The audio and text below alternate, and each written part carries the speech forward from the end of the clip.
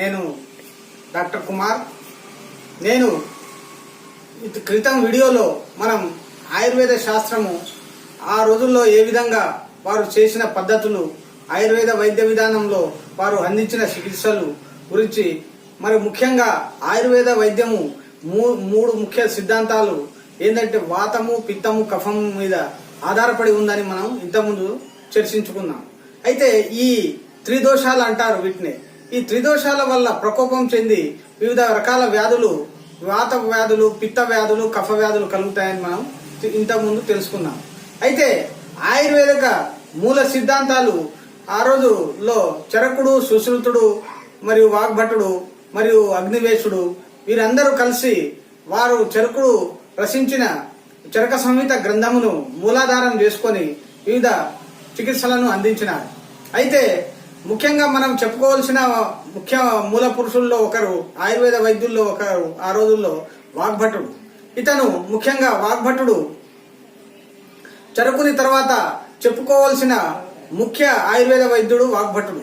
ఇతను క్రీస్తు శకము 600 సంవత్సరాలకు పూర్వము జన్మించినాడు.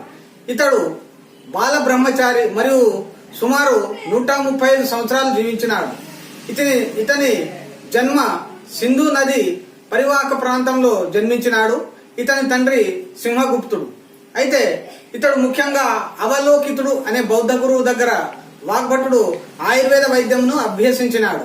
అయితే వాగ్భటుడు పుట్టుకతో హిందువే కానీ అయినప్పటికీ జీవన ప్రస్థానంలో హిందూ ధర్మాన్ని అనుసరిస్తున్నప్పటికీ తన యొక్క గ్రంథాలకు మాటగా చెబుతున్నప్పుడు బుద్ధుని స్మరించుకునేవాడు. వాగ్భటుడు సుమారు 7000 సూత్రాలను రచించినాడు. ఇతడు ముఖ్యంగా చరకుని కంటే ఆయుర్వేదంలో ఎక్కువ పనిని చేసినాడు. చరకుని సూత్రములను ఒక్కొక్క సూత్రంను ప్రమాణీకరించి ముఖ్యంగా అబ్జర్వేషన్ చేసి మరియు శోధించి ప్రతి ఒక్క సూత్రంను మూలాధారంతో వాటిని ఫలితములను కనుక్కొని ఆ తర్వాత తన సూత్రంలో పేర్కొనేవాడు.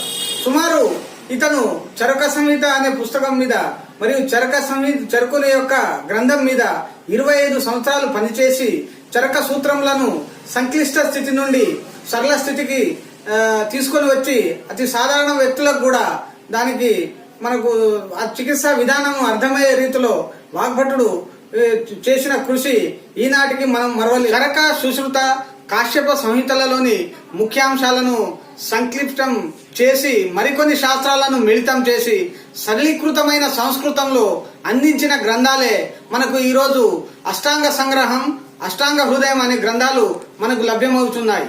వాగ్భటుడు రాసిన అష్టాంగ హృదయంలో మొత్తం 6 అధ్యాయాలు, 150 విభాగాలు ఉన్నాయి. మొదటి అధ్యాయంలో శరీర నిర్మాణము, గర్భం ధరించినప్పుడు తీసుకోవలసిన జాగ్రత్తలు, ప్రసవ సమయంలో పాటించవలసిన పద్ధతులు మరియు 3వ సిద్ధాంతంలో మధుమేహము, చర్మ వ్యాధుల నివారణ గురించి వివరించినాడు. 4వ అధ్యాయంలో ఆయా వ్యాధులకు తగిన చికిత్స పద్ధతులను వివరించినాడు. అయితే 5వ అధ్యాయంలో చిన్నపిల్లలకు వచ్చే రోగాలు, మూర్ఛలు, వారి యొక్క మానసిక స్థితిని గురించి, వాటి నివారణ పద్ధతులను గురించి ఈ 5-6 అధ్యాయాల్లో వివరించడం జరిగింది. కొన్ని మనం వాగ్భటముని గురించి సూత్రాలను పరిశీలించినట్టయితే ఇప్పుడు కొన్ని సూత్రాల గురించి మనం తెలుసుకుందాం. ముఖ్యంగా ఒకటి, భోజనం తయారు చేసే సమయంలో లేదా వండినప్పుడు ముఖ్యంగా మనం సూర్యుని యొక్క కాంతి మరియు పవనం అంటే గాలి స్పర్శ ఉండే ప్రాంతంలోనే మనం భోజనమును తయారు చేయాలి. అవి లేకుంటే మనం భోజనాన్ని వండరాదు. ఎందుకంటే సూర్యుని కాంతి వలన మనకు అందులో ఇప్పుడు కొత్తగా మనం ఆధునికంగా చూసుకుంటే బ్యాక్టీరియా కానీ వైరస్ కానీ నశిస్తాయి అనేది ఒక సిద్ధాంతం. రెండవది, భోజనమును వండినప్పుడు మనం ఈ రోజు పాత పద్ధతిలో మనం చూసుకున్నట్టయితే ఈ రోజు మనం అన్వయించుకుంటే భోజనం వండినప్పుడు ముఖ్యంగా ప్రెషర్ కుక్కర్ని కానీ మైక్రోవేవ్స్ను కానీ వాడకూడదు. అయితే రిఫ్రిజిరేటర్లో పెట్టబడిన భోజనము మనం తినరాదు. మరియు రిఫ్రిజిరేటర్లో తీసిన భోజనము తిరిగి వేడి చేసి మనం భుజించరాదు. ఈ విధంగా మనం కొన్ని పద్ధతులను ఆధునికంగా పాటించాలి. మరియు వండిన భోజనమును మనం ముఖ్యంగా 48 గంటల్లోపు భుజించాలి. అది కూడా పూర్తిగా మిగలనీయకుండా భోజనమును చేయాలి. మరియు భోజనమును తయారు చేయనప్పుడు వాడే ఆహార పదార్థాలు ఏవైతే ఉన్నాయో అవి ముఖ్యంగా మనం గోధుమ పిండి, శనగపిండి, సజ్జలు, మొక్కజొన్న పిండి, ఈ పిండి మనకు ముఖ్యంగా 15 రోజుల్లోపునే వాటిని వాడవాలని, ఆ తర్వాత వాటిని వాడరాదు. మరియు భోజనమును ఎల్లప్పుడూ సుఖాసనంలో కూర్చొని కానీ భుజించాలి, లేక సిద్ధాసనంలో కూర్చొని భుజించాలి. మరియు మనం భోజనం చేసినప్పుడు మన ధ్యాస అంటే ఆసక్తి మొత్తం భోజనం ఎందే ఉండాలి. మరియు ఇతర పనుల మీద మనం ఇంట్రెస్ట్ లేకుండా భోజనం మీద ఉండి మనం భోజనం భుజించాలి. మరియు మనలో కొందరు మనం చూస్తూ ఉంటాం, చదువుతూ కానీ మరియు మాట్లాడుకుంటూ కానీ నడుచుకుంటూ కానీ టీవీ చూసుకుంటూ కానీ భోజనం చేస్తున్నారు. కానీ ఈ విధంగా చేయడం వల్ల భోజనం మీద మనం తినే ఆహారము అజీర్తి అయి ఎక్కువగా భుజించుటకు అవకాశం ఉన్నదని చెప్పబడినది. తర్వాత వాగ్భట మహర్షి భౌగోళిక స్థితిని అనుసరించి శ్రమను చేయాలని చెప్పారు. ఎండాకాలం నందు ముఖ్యంగా ఉష్ణం అధికంగా ఉంటుంది.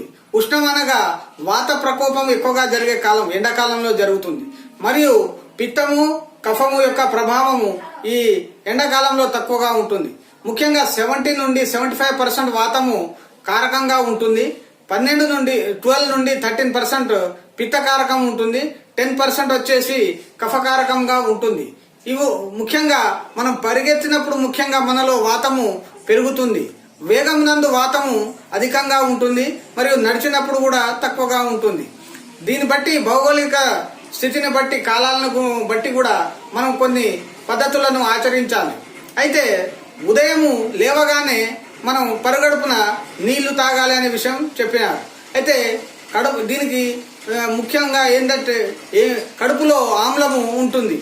నీళ్లు త్రాగుట వల్ల ఈ pH లెవెల్స్ అనేటి మనకు సమతా స్థితిలో ఉండి జీర్ణశక్తి మనం భుజించిన ఆహారము తొందరగా జీర్ణంగా అవుటకు మనకు ఇది ఒక లేవగానే నీళ్లు తాగాలి అనే విషయాన్ని తన గ్రంథంలో పేర్కొన్నాడు. ఆ తర్వాత లేచిన తర్వాత మనము దంతధావనం చేయాలి. దంతధావనము అనగా మనం మన పళ్ళ పుల్లలు ముఖ్యంగా మన ఊర్లో దొరికే మనకు వేప పుల్లలు కానీ మరియు కానుగ పుల్లలు కానీ మరియు ఇతర పుల్లలు కానీ మనం వాడి మనకు దంతధావనం చేయాలి.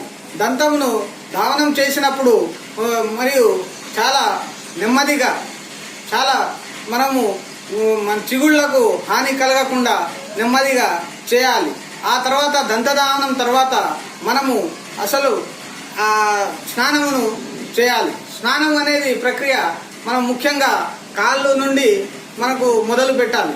ఆ తర్వాత స్నాన ప్రక్రియ మనకు ముఖ్యంగా ఒక టైం ప్రకారం చేయడం వల్ల మనకు కొంచెం సమయము ఈ స్నానం కొరకు మనం కేటాయించాలి.